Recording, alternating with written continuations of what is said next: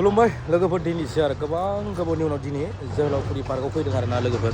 दिनै एसे भिडिअ बानायनाय आरो ना झिलिक मिलिक माने बिबारखौ नोंथांमोन एसे देखायनि लोगोफोरनो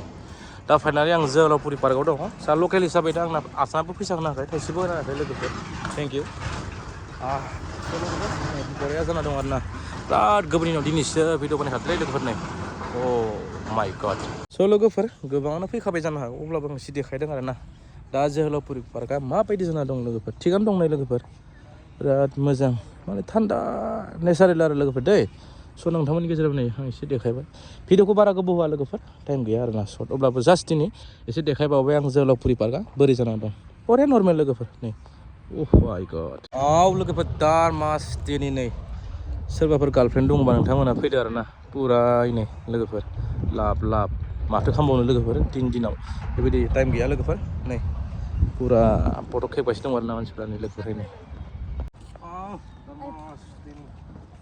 गार्लफ्रेन्ड थानायब्ला नै बेयाव जिरायहोगौमोन आं ओमफ्राय ओरै गोबाखौनो लागौमोन आरो लोगोफोर बेनो लोगोफोर जोहोलावफुरि पार्कआव नोंथांमोना फट'शुट खालामबा फै गार्लफ्रेन्ड लाना फै लोगोफोर बरिया भिडिअखौ फोजोबनोसै लोगोफोर वाव ओरै मोनसे आरो एसे दं जागासिनो दं बाय बाय